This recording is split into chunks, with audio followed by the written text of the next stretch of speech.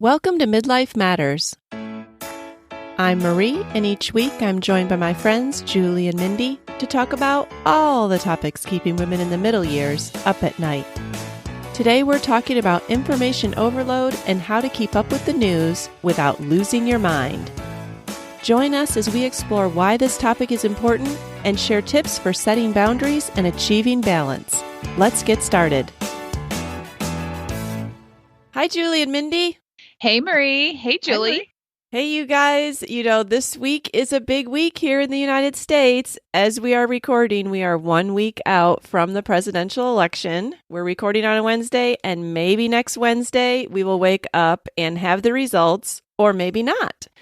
People are saying that we may not know then. So listeners, if you're listening to us today, we don't know if the presidential election has been decided, but we do want to talk about, and we loosely titled this, How to Stay Informed Without Losing Your Mind. And I think that we all feel like we're overloaded on information, and sometimes we just don't even know what's going on anymore. And, we can talk about news consumption in a lot of different ways, but you can compare it to like a food buffet. And it's great to have so much variety and accessibility, and you have all the appetizers and the meals and the desserts, but just like too much food, when we have so much information, we just feel overloaded and we end up with a giant stomach ache. And mine tends to come out in anxiety or sleeplessness or hopelessness. How do you guys feel? Yeah, I feel like it's information gluttony. It is. And even if it's something you enjoy, too much of a good thing is not good either. Just like at a buffet, sometimes it's just push back from the table. I'm full. I've had enough.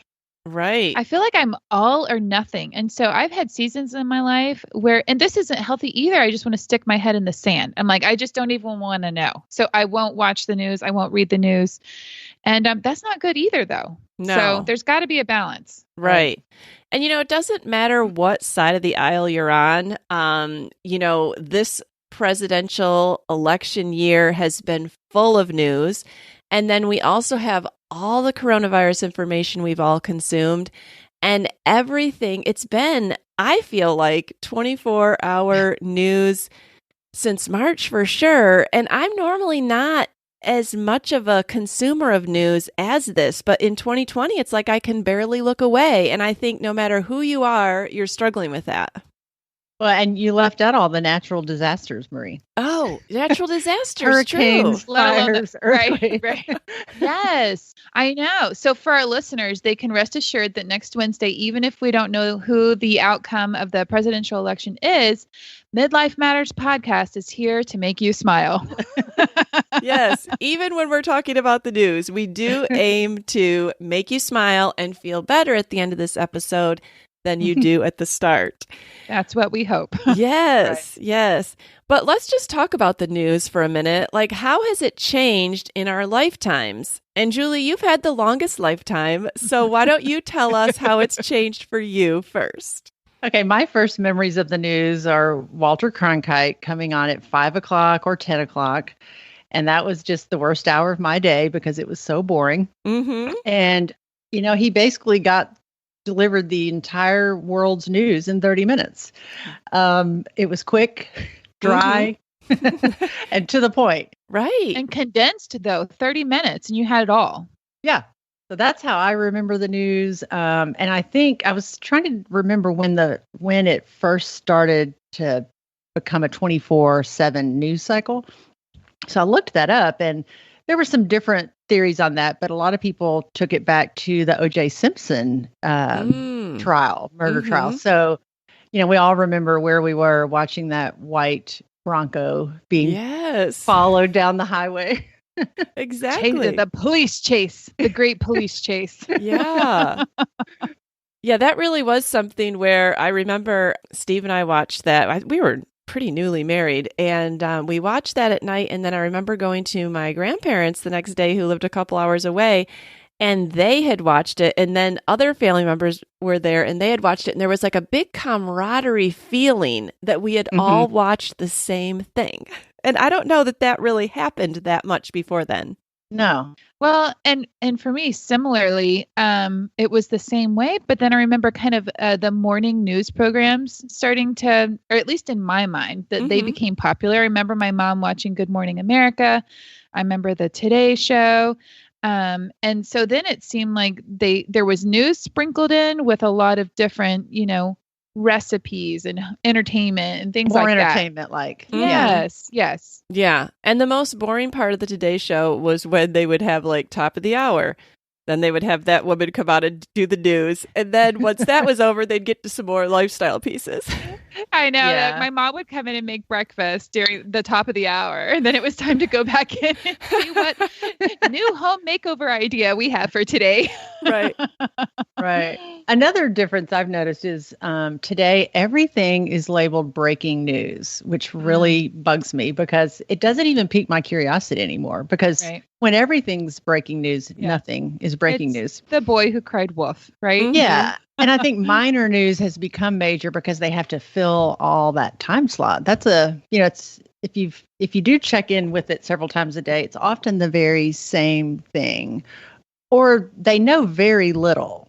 That story is going to change, right? Because you're just getting it almost as it's happening. Right. Right. The only breaking news I can remember in my childhood was when Reagan was shot. And then when the Challenger space shuttle blew up. Those are the only two news stories. Mindy, agree with that? I remember when the Challenger blew up. That was the biggest thing. And I remember feeling, just devastated as a child over this event. Yeah, those two events were on everyone's TV. Everyone kind of remembers where they were. Right. And I know for my mom's generation, she's talked about when JFK was assassinated and she was in school and they broadcast it to the kids in school. And that was really life altering for her to be in a classroom and to get news like in her classroom of that event. Right. Yes. Yeah. But now breaking news, is overused. Yeah, there's a cat stuck in a tree on Elm Street. Right. Breaking news. She wore the wrong shoes with that dress. Right. Yeah, and another thing that I can see in how the news has changed is I remember when we were in school, and I think we learned about journalism in different stages, elementary, middle, and high school. But I remember we were taught that you were supposed to answer the 5 or 6 W questions, the facts, the who, what, where, why, when. And then you were not supposed to really let your own voice be heard in what you were writing. If you did let your own voice be heard, oftentimes you'd get a big red pen through that because that's your opinion. That's not the facts.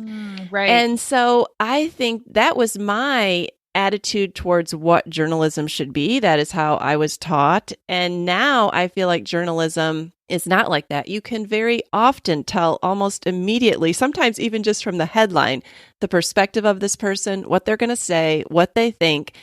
I don't even need to read the article a lot of times. It comes through so strongly. And I think that's a change that has happened definitely, since I was a kid. Yeah, and I don't even think it's important to veil that anymore. Like it's just reporters are very, very open with that. So it's really hard to get an unbiased factual report anymore. It just doesn't happen. And that's a huge change. Yeah. Now it's whole networks, that it's like, well, this network is this way and this network is this way. And you're like, well, who am I supposed to listen to? Yeah. And a lot of times I'll even read local pieces and it's like, I'm just starting to get into where I would start to answer some questions and the article ends. It's like they're not really thinking or fleshing anything out. It's just, okay, here's what happened. But there's bigger issues and consequences that they haven't even addressed. So I definitely feel like the level of journalism has gone downhill. I feel like I'm not a journalist, but if I went back and even my teachers looked at those articles, they'd put big red pens through them. Yeah, it definitely seems like resolution or a solution is not the end point. It's more to stir things up and create anxiety. And I do remember when John and I were first married in Memphis, we liked this one little segment on the local news. I think it was like every Thursday night. And it was gotcha journalism. This reporter would visit several restaurants in town and publish their health report. Oh, that'll hold them accountable. Oh, fun. So we looked forward to it every Thursday night because Yikes. most likely we had eaten at some of these restaurants. Oh, my goodness. And he would give all the passing ones with the high ratings, and then at the end he would save the ones that failed. And the worst one, he would put this giant stamp on the health report and say, "Clean it up." He would yell into the microphone. And so we were always faithful to watch that. And I remember these phrases have just stuck in my mind because they would tell you why they failed the health report. Oh, no. And it was typically pink mold in the ice machine or food kept at dangerous bacteria producing temperatures, or mice droppings. And you're thinking, oh my gosh. And you and John wanted to watch this? because we wanted to avoid those places. Like, I never went again if I heard they failed. Oh my God. Can you imagine how much the restaurants lived in dread of being in Clean It Up? Yes. Yeah. So that was pretty exciting journalism back in the day. Right. Well, are there any positives that you guys can think of the fact that we have access to 24/7 news now? I had to say very limited positives for this one, but I'm interested to know if you guys could think of any. I think because there's so much, I feel like I don't have to watch it all the time, and I can take it in at when it's convenient for me. So because of that, and because I don't have to watch it, I can read it or I can find it another way. I feel like I can take it in on my own terms. So I kind of like that. Mm-hmm. Mm-hmm. And I agree, it is convenient, and nobody is making you watch it 24/7. However, I think a lot of us have been kind of lulled into that. Mm-hmm. And I think we've paid a pretty high price for that convenience because it's making people more anxious, and it's not helping anything. But it is more convenient. If you can't catch it at those set times, you can check in any time of the day. And another thing, this doesn't really have to do with TV media, but just the fact that there's so much information out there accessible to just the common person. We can all kind of be journalists and investigate things on our own. Right. Mm-hmm. So that's kind of neat. Yeah. That we have that. Yeah, I mean, you can go down a million rabbit trails, find a lot of sources, dig deep right with the phone in your pocket. Yeah, that's true. That's one of my downfalls is I can get on a lot of rabbit trails. I was going to say that also means everyone's an expert. True. That is a doubt. Yes. Everyone's a professional journalist now. That's right. Right. Well, what are some reasons to stay informed? Like, sometimes I'm tempted to just say, well, I'm not going to watch anything. And I guess if I lived alone, I could maybe do that. But other people in my house are going to turn on the news, and by default, I'm going to hear it. But what are some reasons that I should stay informed?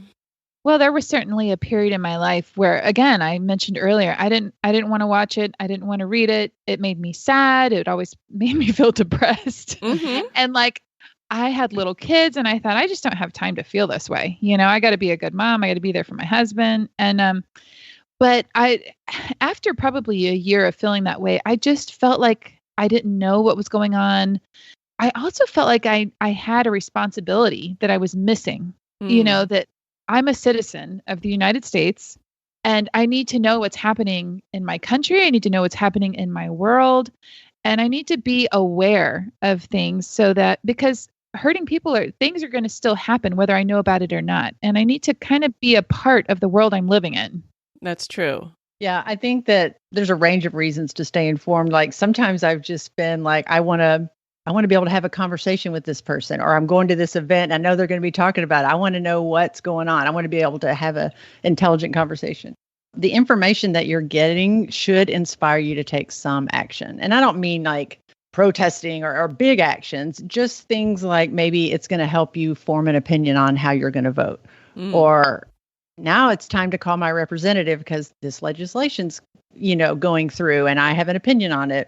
Or maybe it would lead you to volunteer in your community if there was some need. Or Marie, like you've been involved in school board meetings because important issues were coming up. Like that's just a way to let that information cause you to act in some way. Right. And I think it's important to ask yourself, am I just consuming or am I really staying informed for a reason? Because just knowing something is not equal to doing something, like you said, true. Mindy.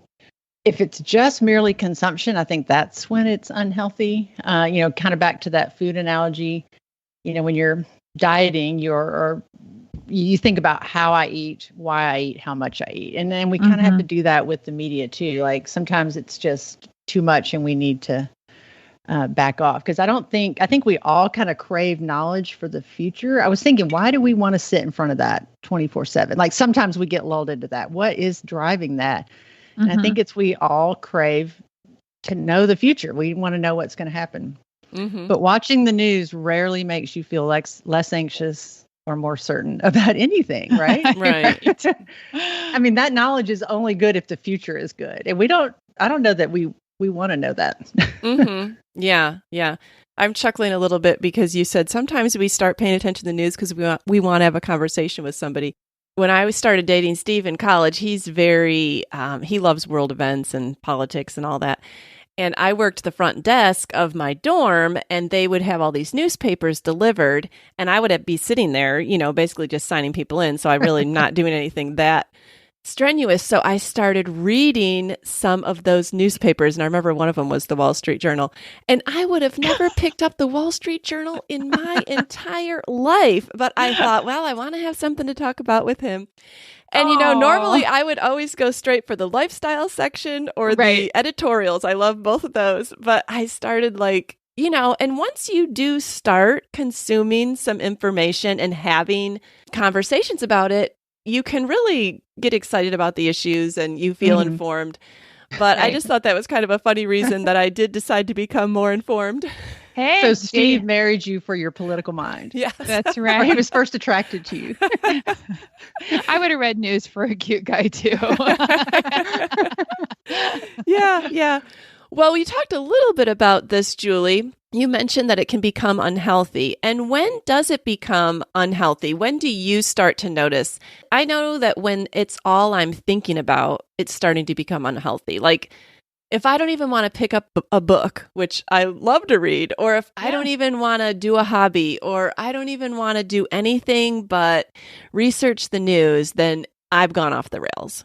Yeah, definitely. And I think for me, I start to feel a little less hopeful about the world. And I start to take on the world's problems. I start to carry those. And I don't think our minds were meant to take on the burdens of the entire world simultaneously. Right. It's like when we see every natural disaster or catastrophe, every horrific evil from all over the world, it's like it's being brought to our very doorstep. And I'm not saying that just because something doesn't affect you, that you should just turn it off, because I don't think that's right either. But I think it's just the amount and the feeling that it's all right here in our world. Like I start to become fearful of my world, and then I go out and it's fine. You can really build up some fears that aren't really rational. Right. I was thinking if it starts to have some sort of physical manifestation, you mentioned your thoughts, Marie. Well, you could end up with a stomach ache, or you start losing sleep at night.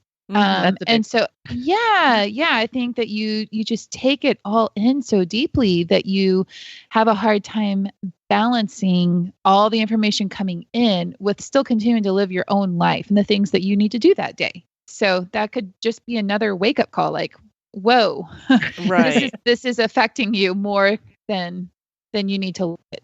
Right. Yeah, when I'm feeling anxious and my mood is rising and falling, depending on what I'm reading in the news, then it's too much. Right. And Marie, you said before that sometimes you like to read news. Oh yeah, I was just going to go into that.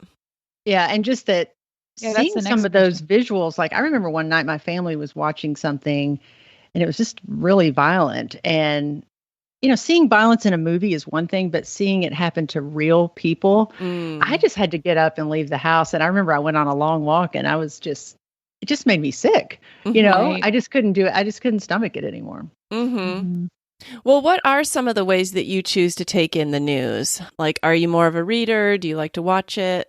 Yeah, I definitely started reading it, and it came out of that period of time. First, I avoided the news at all costs. And then I thought, well, I can't play the news when I have small children in the house. I don't want them to see pictures or images or hear the dialogue of things that they can't filter in their little minds, their little bodies, And so I'm like, well, I can't play that out loud. So I started reading it so I could be informed, but that it wouldn't bother the children.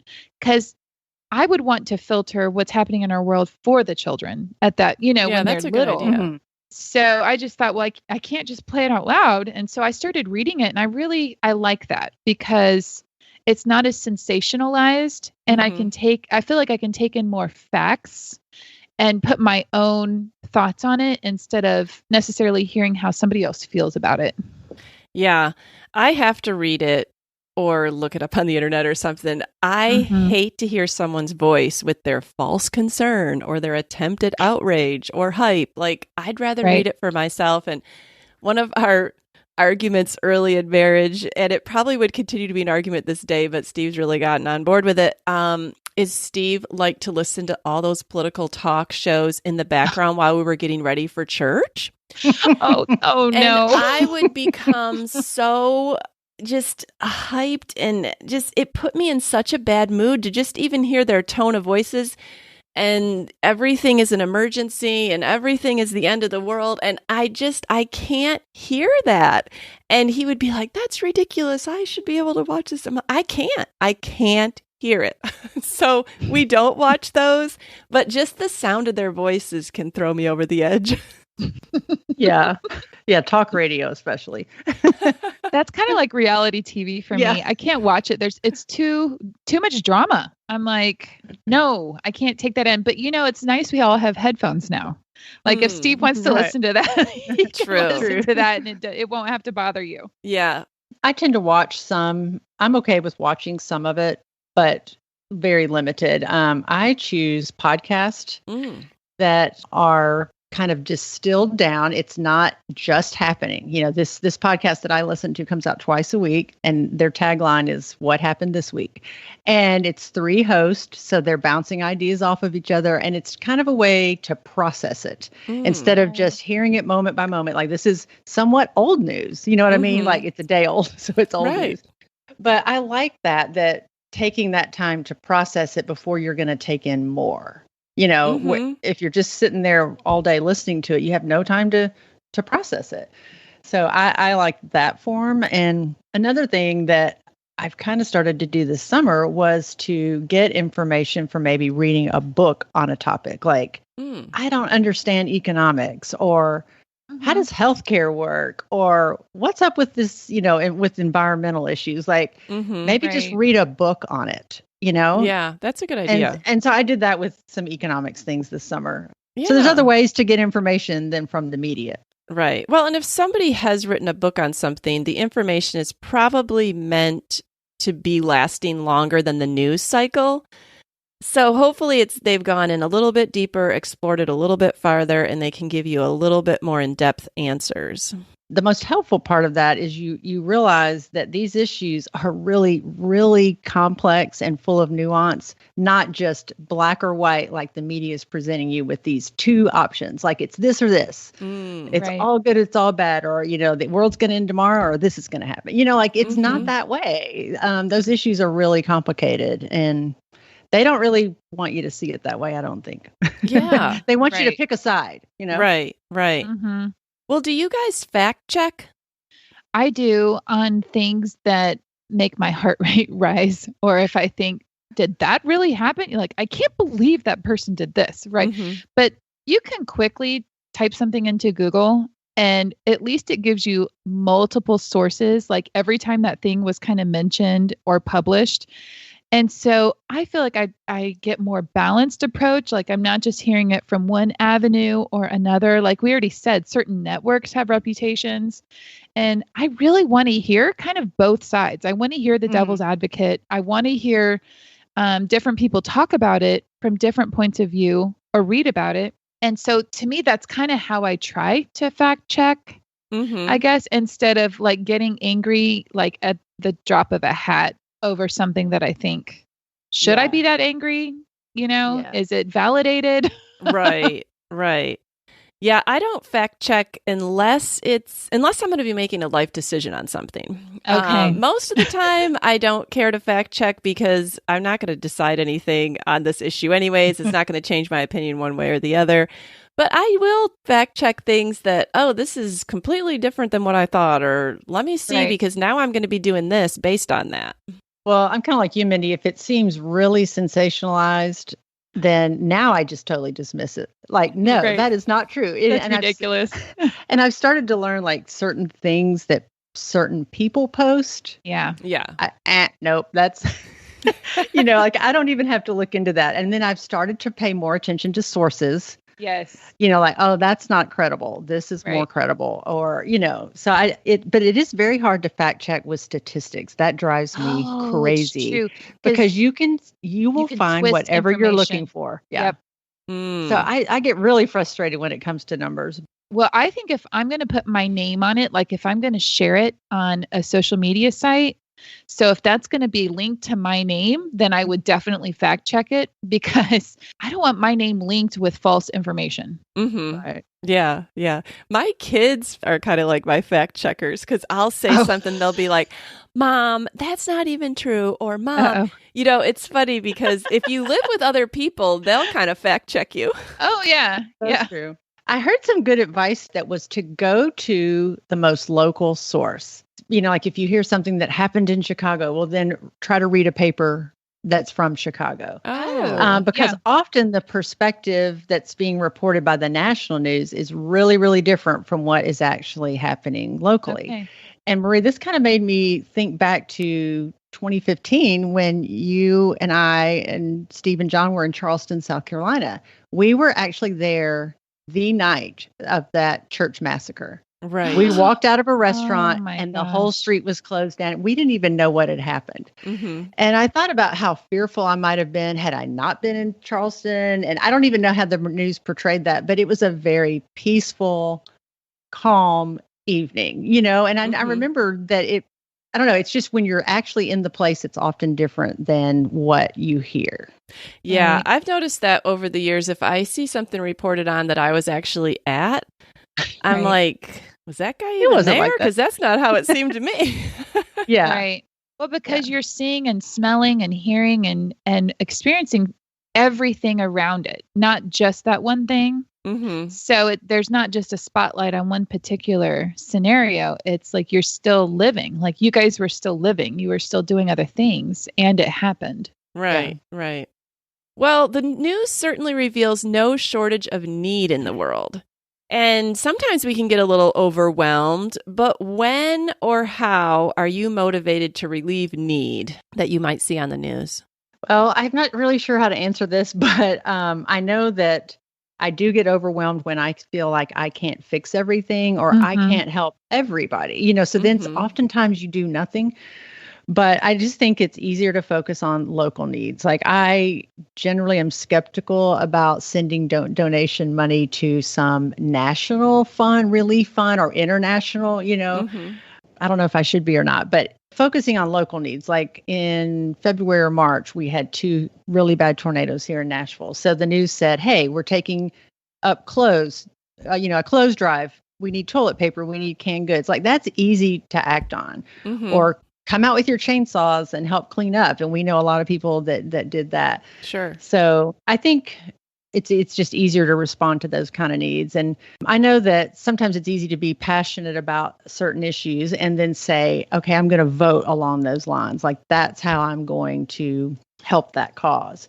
But recently I've been really convicted that voting on that issue is probably the minimum I should do. Like this one particular issue, I'm now going to volunteer. Okay. Right. In that area. So like, a vote is great. And I think that's the minimum, but there's always more that we could do. Right. Yeah. You really put your money where your mouth is if you get out there and volunteer or you send funds or you campaign for something or you do an actual action. Right. I know I used some of the same words to describe how I felt as Julie. I feel overwhelmed. Mm-hmm. When I see the needs in the world, I want to adopt every child, give food to every person, give shelter to every person. And that was one of the reasons I had to turn the news off when I was younger. I couldn't take it all in. I was so broken for, there was always somebody else that was hurting, and it just Mm-hmm. broke me. Like it was really hard to balance out like my emotions and all the need in the world. But there are certain things that I am passionate about. And so I have found ways, mainly really through my local church and some local organizations. Like Julie, I am skeptical of a lot of organizations. I don't just send money because I just don't trust them. Mm-hmm. Like, I don't know, like I've heard too many stories of false organizations or the money not going where you want it to. And so I do like to have a hands-on approach of kind of seeing where the money goes, knowing that whatever I'm sending is going to help the actual thing that I'm trying to help. Mm-hmm. Yeah, like sending actual toilet paper rolls, they're probably going to get used. But if I sent money for toilet paper, I don't know where that money's going. Right. Mm-hmm. Right. Or how it's going to get eaten up in administrative cost or whatever. So maybe that makes us distrusting, but I think that, it's good to check it out, to make sure. I don't Right. know. Yeah. What do you do, Marie? Well, this kind of goes with our next thing we were kind of talking about was compassion fatigue. Right. And that is where I get overwhelmed with where do you help? Because I find this with GoFundMes. Okay, you're scrolling through Facebook and somebody shared a GoFundMe. And the story is always tragic and you feel heartbroken, but you literally cannot donate to every GoFundMe you see. And then I think, well, how much good am I doing if I donate a small amount to 10 different GoFundMes, or if I donated a larger amount to one GoFundMe? And I feel like that's where compassion fatigue can really set in for me, is seeing a lot of places that I could donate and then not knowing the best way to actually make a difference. Mhm. Right. Well, and I get worn out with certain things because it's like you hear it from all accounts and there's so many places you can give money. And then you start seeing GoFundMes for, so-and-so wants to have a great 50th birthday party. Let's have a GoFundMe. I'm like, dude, if that's what a GoFundMe is for, I'm out. And so it's hard to decipher. And so I have found myself saying no so often, like, do you want to donate this or donate that? And I do kind of want to make sure that my money or my action or the things that I'm giving are going to where I really want them to. Yeah. I always feel like local needs should be taken care of by local people as much as possible, because they're the people that really understand the situation and really understand the need and will be held the most accountable, and it affects them the most. So I feel like if I focus on the things that actually affect my life in a direct or even slightly indirect way, and don't get caught off into the weeds on someone I'm never going to meet, they live 4 states away. Yeah, I'm sorry for that situation, but there's always so many local things that call your attention. And hopefully that person has a local community that is looking out there for are them. people there. Yeah. And that's the trouble with getting news from all over the world, where you can't really help and fix, but you're carrying that burden by having it bombarding your mind and heart all the time. Yeah. I know. And then there's certain things, like I think if there are major disasters and you know of a local church or organization that you trust that is sending supplies, or they have a team going, like that makes it easier to feel like you can get involved, to try to meet those needs. But again, it's just having, I guess, trust in whatever church or organization you're going through. Yeah. I know for me, I'm trying to choose to stay informed, maybe with fewer things, but on a deeper level. Oh, that's a good idea. Like, what am I really passionate about? Like, what can I impact, and then act there? Like, because Marie, like you were saying with the GoFundMe, I can't act everywhere. I'm one person, so what can I do? And we have a new ministry through our church that I'm so excited about. It's called Embrace Grace, and it's a ministry that reaches out to single young women who have unintended pregnancies. Mm-hmm. So women volunteers come alongside. The participants are called blooms, and they just mentor and pray and help with physical needs for a 12-week period through their pregnancy. And it ends with a baby shower. So I just think that is, I can vote one way, but this is above and beyond that. A way to help practically, and it's local. Right. Yeah. So, yeah. Well, let's see. I don't know that I'm going to be great on this next little topic, but we wanted to give some practical tips for listeners. If you've been listening and you're like, man, I really struggle, because I was sharing with Julie and Mindy before we started recording that this week in particular, and the weeks leading up, but right before the presidential election, I can do nothing but search out news. I literally, if I'm at a stoplight, I want to search out the news. Like I cannot turn my mind off. I'm desperate for whatever's happening. And it's like, it's not helping me. All right, sure. Mindy, we need an intervention here. I know, gotta right? help Marie. I mean, it's not helping me, but there may be people out that are like that, Yes. like when the coronavirus first came out, all I could do was look up everything about the coronavirus. Like I get on a kick and then that's all I can focus on. So I need you guys to give me some tips on what are some tips for setting boundaries on information consumption. Okay, I looked this up because I needed help with this myself, and I came up with some pretty cool ideas. Okay. Maybe pick news-free days.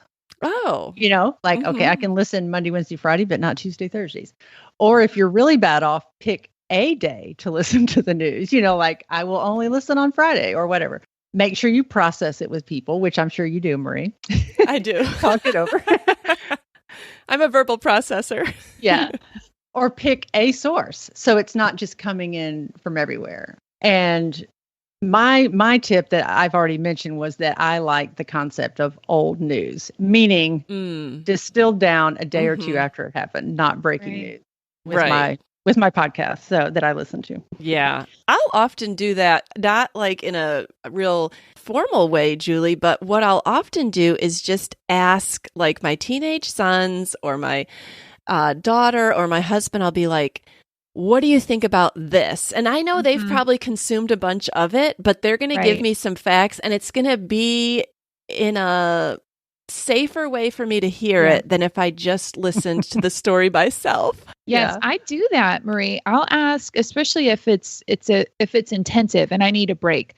I'll ask Bryce about it because he loves to take in the news and he reads all different sources, and I trust that he has a balanced approach. And so some of my favorite conversations are when I ask him, so what's going on with this? Or what do you think about this? And I appreciate that.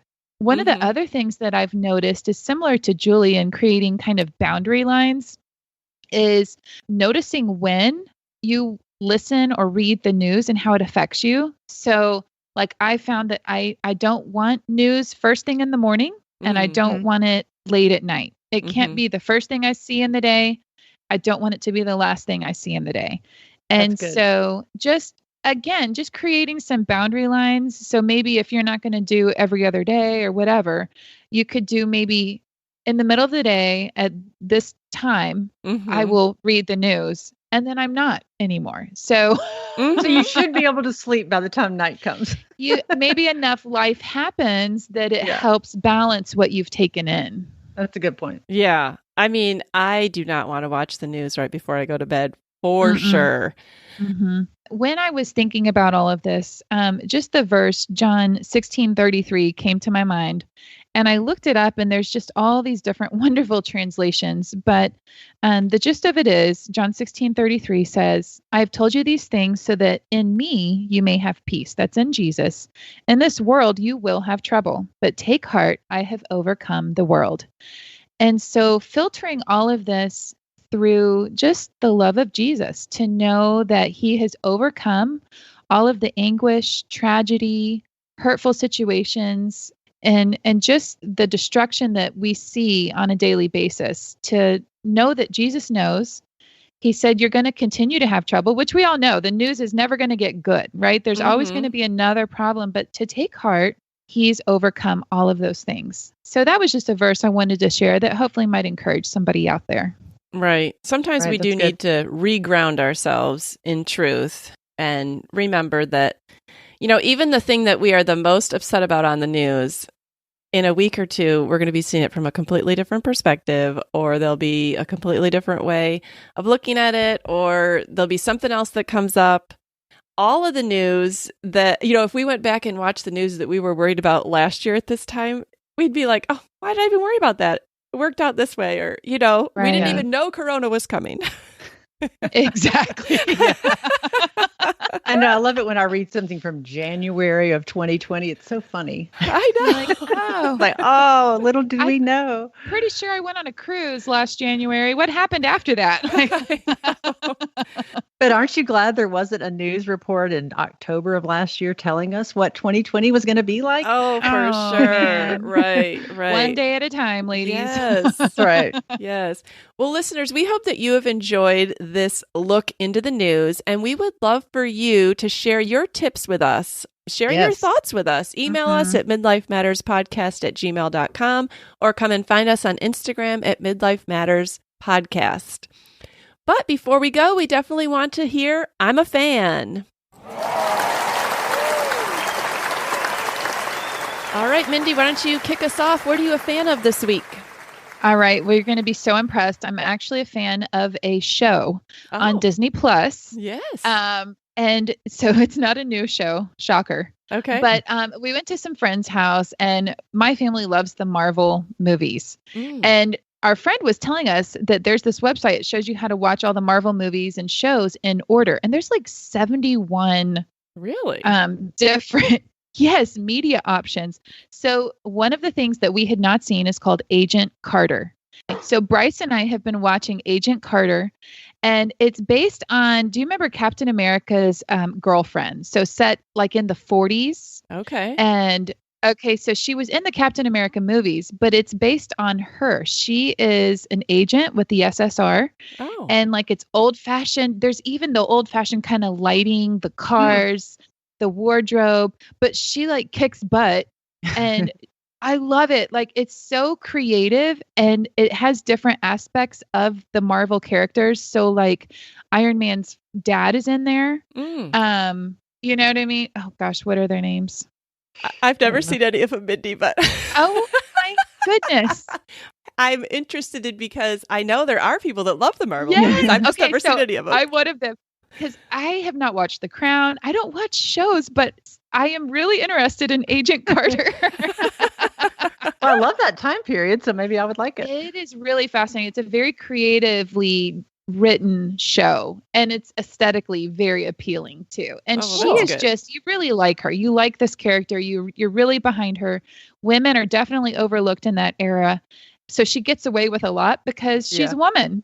Oh, that's Um, cool. It's really, really cool. And it's something you can watch with your family, which that is a huge plus. Yes. Yeah. So Bryce and I think we're getting to the point of wanting to binge watch. I had a hard time podcasting today. I'd rather be watching Agent Carter.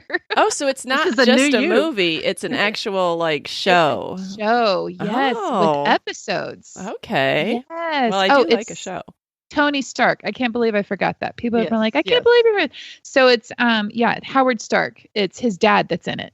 Okay. Well, Okay. great. Yeah. Julie, what are you a fan of this week?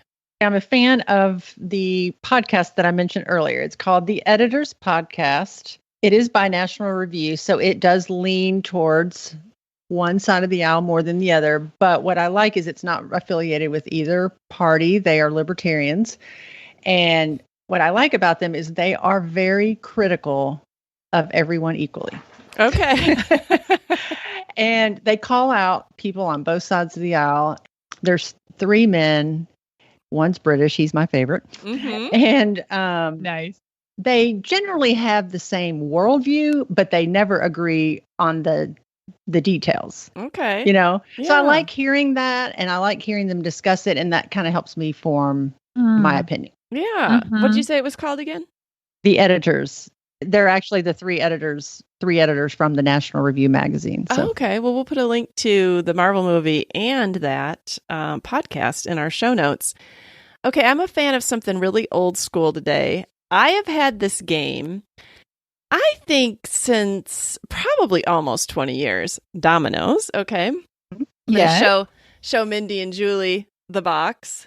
Got that same box. Yeah. Nice. The old blue tin box. I remember I've let my toddlers build things with it. You know, it's been used for many, many different things, but we had some people over the other night and it was another couple and they said, "Do you want to play dominoes?" And I said, "Sure, I have dominoes. I can't guarantee that we have all of them in the box because Right. I have let my kids play with them." But we played a train game with the dominoes and it was so fun. I had actually played it probably when we first bought the domino game, but I couldn't remember any of the rules. But it was a nice game. You know, you can still talk while you're playing. And there's a lot of different games you can play with this box of dominoes. I think when I got it, it actually had some instruction. And it says on the outside of the box, instructions for 16 different domino games. Oh, I can wow. only remember 2. There's a train game and there's chicken foot. But even if you only know those 2, you can still play things with dominoes. So I'm a fan Nice. of that. I will put a link in our show notes to getting that game. I think we all need some fun things to do around the house. And this was a very enjoyable evening. I do like that because you can talk. Some games are so intense, you have to pay, such close attention that you get. But dominoes is fun. Yeah. See, I just lose those games. If you have to pay that close of attention and I'm with friends, I'm going to lose. And I don't even care. I'd rather sit there and talk to my friends. Well, it's funny because there were 4 of us and I happened to win. And so right after I won, I go, "Oh, that was fun." And Steve goes, "I knew you were going to say that. You say that at the end of every game that you win." "Oh, that was fun." Well, it was Of course fun. it was fun. Well, of course it's fun. I won. And I said, "I'm going to make that my I'm a fan." Well, let me ask you this. Did you keep up with those little trains through the years? No, I did not have any of the little trains left, but I ended up getting out coins, like a quarter, a nickel, a dime, and a penny. Nice. So, yes, the trains, I didn't remember them even being in the package. So my kids must have lost those long ago. Back when Isaac went through the Thomas the Train phase. True. So, but yeah, we'll also put a link to dominoes in our show notes so that if you're looking for a new game or you want to put it on someone's Christmas list, you can find it. All right, Julie and Mindy, well, I'm so glad we talked about this.